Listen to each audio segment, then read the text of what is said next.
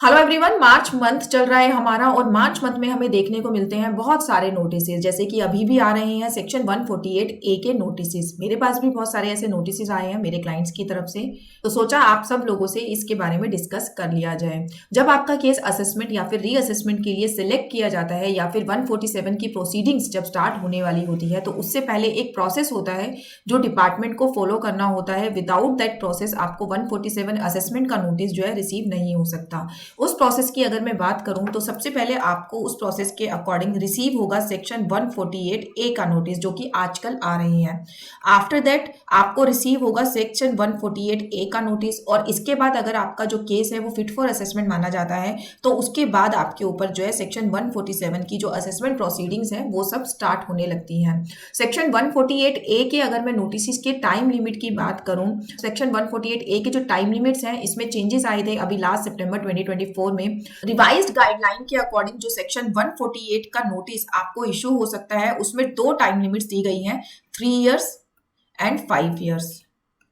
5 years के अंदर अंदर आपको कौन से नोटिस इशू हो सकते हैं? अगर आपकी जो इनकम है वो 50 लाख रुपीज से ज्यादा है, इनकम मतलब जो भी आपकी क्वेश्चनेबल इनकम है जिसके ऊपर डिपार्टमेंट को डाउट है कि आपने एस्केप की है या फिर आपने अपने रिटर्न में नहीं दिखाई, अगर वो इनकम क्वेश्चनेबल इनकम आपकी 50 लाख रुपीज से ज्यादा है तो आपको 5 इयर्स के टाइम पीरियड के अंदर अंदर नोटिस रिसीव हो जाएगा। अगर वो 5 इयर्स लैप्स हो जाते हैं तो फिर आपको सेक्शन 148 ए का नोटिस इशू नहीं हो सकता।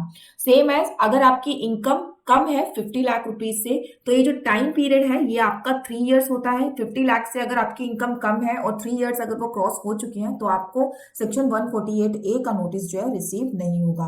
ये तो टाइम लाइन थी सेक्शन 148 ए की।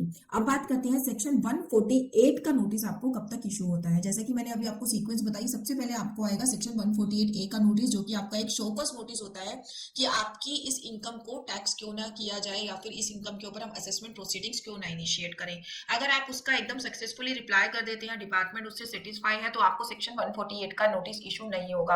अगर वहां पर आप कर देते हैं कोई चूक या फिर आपका रिप्लाई सेटिस्फैक्ट्री नहीं है डिपार्टमेंट के लिए, तो आपको फाइनल इशू होता है सेक्शन 148 का नोटिस। सेक्शन 148 का नोटिस जो इशू करने का जो टाइम लिमिट है वो आपका है 3 इयर्स एंड 3 मंथ्स, यानी कि ये वाले 3 इयर्स प्लस इसमें 3 मंथ्स। अगर आपको सेक्शन 148 का नोटिस इशू हो गया है 3 इयर्स के अंदर अंदर, तो उसके फर्दर 3 मंथ्स के अंदर अंदर आपको इशू किया जाएगा सेक्शन 148 का नोटिस। और अगर आपका जो सेक्शन 148 का नोटिस है उसका रिप्लाई सेटिस्फैक्ट्री नहीं हुआ तो फाइनली आपकी जो असेसमेंट प्रोसीडिंग्स है सेक्शन 147 की वो इनिशिएट कर दी जाती है। अगर इस पूरी टाइम लिमिट को मैं एक एग्जाम्पल के साथ समझू या फिर एक टैबुलर फॉर्म के साथ समझू, तो इसमें अगर मैं AY 2019-20 की बात करूं तो 2019-20 AY के जो 3 इयर्स है वो आपके कंप्लीट हो जाते हैं 31 मार्च 2023 में। तो अगर आपकी इनकम 50 लाख रुपीज से कम है तो उस केस में आपको 3 इयर्स का टाइम मिलता है नोटिस किसको इशू करने का। तो वहां पर आपका जो है 31 मार्च 2023 तक आपका नोटिस इशू हो जाना चाहिए था। अगर अब आपका उस टाइम पे नोटिस इशू नहीं हुआ और अब आपको इस ईयर का नोटिस रिसीव हो रहा है तो आपका नोटिस जो है इनवैलिड है। सेम एज अगर वही आपका मैं सेक्शन 148 की बात करूं, अगर आपका सेक्शन 148 ए का ही नोटिस अभी तक रिसीव नहीं हुआ है तो फर्दर जो 3 मंथ्स की गाइडलाइन है वो आपके लिए कोई रेलिवेंट ही नहीं करती। फिर अगर मैं AY 2020-21 की बात करूं तो इसके भी जो 3 इयर्स हैं वो 2024 में लैप्स हो चुके हैं, तो इसका नोटिस भी अब आपको इशू नहीं हो सकता। सेम एज इसका 148 ए भी आप 148 का नोटिस भी जो है आपको अब इशू नहीं किया जा सकता। फिर अगर मैं AY 2021-22 की बात करूं तो इसके जो 3 इयर्स है वो कंप्लीट होते हैं 31 मार्च 2025, जो कि अभी हमारा आने वाला है। यानी कि इस टाइम पे जो नोटिस आ रहे हैं वो जनरली AY 2021-22 के आ रहे हैं, क्योंकि इस ईयर के 3 इयर्स जो है अब कंप्लीट हमारे हो रहे हैं। तो अगर आपको अब इस AY से रिलेटेड नोटिस आया है तो आपका नोटिस बिल्कुल वैलिड है। और सेक्शन 148 ए का नोटिस क्योंकि आपको टाइम पे रिसीव हो चुका है, तो अगर आपका जो केस है वो आपका रिप्लाई सेटिस्फैक्ट्री अगर एओ को नहीं लगता तो आपको फाइनल जो सेक्शन 148 का नोटिस इशू होगा उसकी टाइम लिमिट है 30 जून 2025, क्योंकि 148 इशू करने की जो टाइम लिमिट थी वो थी 3 इयर्स 3 मंथ। 3 इयर्स थी 148 ए की और इसके बाद आप काउंट कर लीजिए 3 मंथ्स। आपकी होगी 30 जून 25। केस फिट होने पर 148 का नोटिस आपको 30 जून 25 से पहले पहले रिसीव हो जाना चाहिए। ये तो हमारा था कि अगर आपकी इनकम 50 लाख से कम है तो। सेम सिचुएशन में अगर आपकी इनकम 50 लाख से ज्यादा है तो एवाई 2019-20 की अगर मैं बात करूं तो उसमें जो 5 इयर्स है वो आपके कंप्लीट होते हैं 31 मार्च 2025 में। इसका मतलब अब जो नोटिस आ रहे हैं, अगर आपके पास एवाई 2019-20 का नोटिस रिसीव हुआ है तो उसमें जो आपकी इनकम है, जो एस्केप इनकम है, जो क्वेश्चनेबल इनकम है, वो 50 लाख से ज्यादा होनी चाहिए, तभी आपका ये नोटिस वैलिड माना जाएगा। अदरवाइज आपका नोटिस है इनवैलिड। अगर आपका 148A का नोटिस का रिप्लाई फिट फॉर सेक्शन 148 माना जाएगा तो आपको 3 मंथ्स के अंदर अंदर सेक्शन 148 का नोटिस भी इशू हो जाना चाहिए, that is 30 June 25। Same as AY 21-22 का जो टाइम लिमिट है 50 लाख से अबव टर्नओवर का, वो आपको नोटिस इशू हो सकता है 2026 तक, और 21-22 का जो नोटिस है वो इशू हो सकता है 2027 में 7 तक। तो अभी जो नोटिस अभी देखने को मिल रहे हैं हमें वो है कि 3 इयर्स वाला जो टाइम पीरियड अभी आपका लैप्स कर रहा है वो है आपका AY 2021-22 के लिए, और अगर आपकी इनकम 50 लाख से ज्यादा है तो उसका टाइम लिमिट जो 5 इयर्स का लैप्स कर रहा है वो है आपका year 2019-20 assessment year 2019-20 and AY 2021-22। इन दोनों सालों के जो नोटिस है अभी बहुत ज्यादा देखने को मिल रहे हैं क्योंकि इनकी जो टाइम लिमिट है वो लैप्स होने वाली है। ये तो जो जनरल टर्म्स थी वो थी हमारी इनकम टैक्स एक्ट 1961 के अकॉर्डिंग। अब क्योंकि हमारा नया बिल आ चुका है इनकम टैक्स बिल 2025 जो कि नेक्स्ट ईयर से आपका एप्लीकेबल हो जाएगा, अगर मैं सेम सेक्शंस आपके उस बिल के अंदर देखूं तो आपका जो सेक्शन 148 का नोटिस है वो उस सेक्शन के अकॉर्डिंग बनता है आपका सेक्शन 280। सेक्शन 280 आपका इनकम टैक्स बिल के अकॉर्डिंग होता है। सेम एज अगर मैं 148A की बात करूं तो उसमें जो सेक्शन है वो है आपका 281, और एक और सेक्शन है 282 जिसमें टाइम लिमिट दी गई है कि कितनी टाइम लिमिट में आपको ये नोटिस इशू हो सकता है। पुराने एक्ट के अकॉर्डिंग वो आपका सेक्शन हुआ करता था सेक्शन 149, नए एक्ट में नए बिल में उस सेक्शन को कोट किया गया है सेक्शन 282।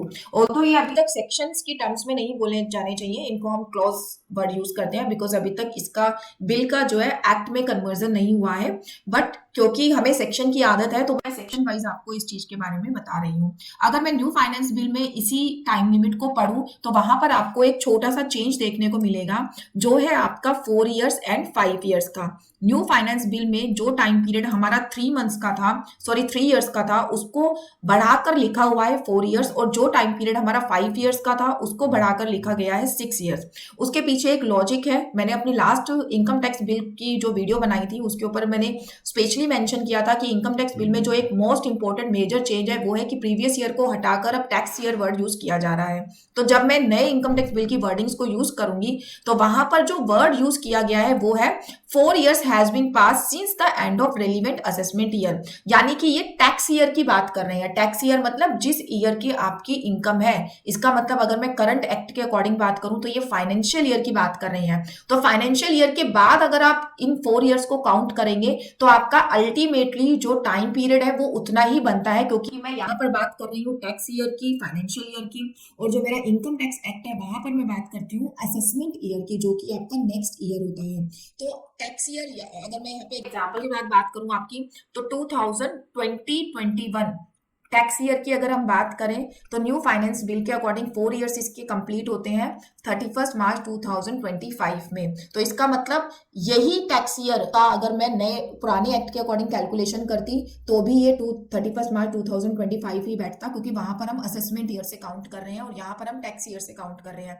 तो इसीलिए इन्होंने इस टर्मिनोलॉजी को जस्टिफाई करते हुए एक एक साल दोनों ही ईयर्स में बढ़ा दिए हैं, जिसकी वजह से ये 4 इयर्स एंड 5 इयर्स लिखने 6 इयर्स लिखा हुआ हमें दिखाई देगा। तो जब भी आप इनकम टैक्स बिल को पढ़ें तो आप कंफ्यूज मत होइएगा कि ये टाइम लिमिट उन्होंने बढ़ा दी है। टाइम लिमिट आपकी सेम है, बस जो रिटर्न जो राइटिंग का क्राइटेरिया है, जो लॉ को डिफाइन करने का क्राइटेरिया है, वो थोड़ा यहाँ पर चेंज कर दिया गया है।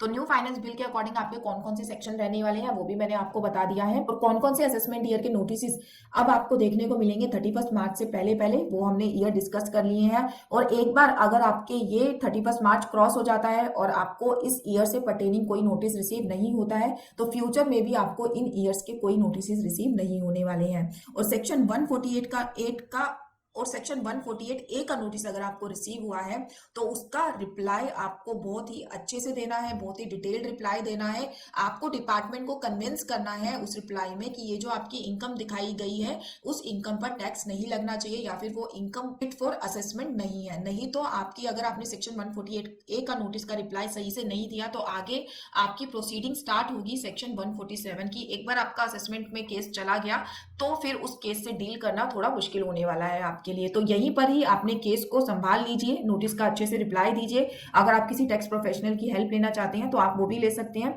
सो दैट जो आपका रिप्लाई है वो बहुत अच्छे से ड्राफ्ट हो और आपका केस आगे सिलेक्ट ना हो असेसमेंट के लिए। इससे रिलेटेड अगर आप हमसे सर्विसेज लेना चाहते हैं तो गिवन नंबर्स पे आप हमें कॉन्टैक्ट कर सकते हैं। Thank you so much for watching this video. Stay happy, stay healthy.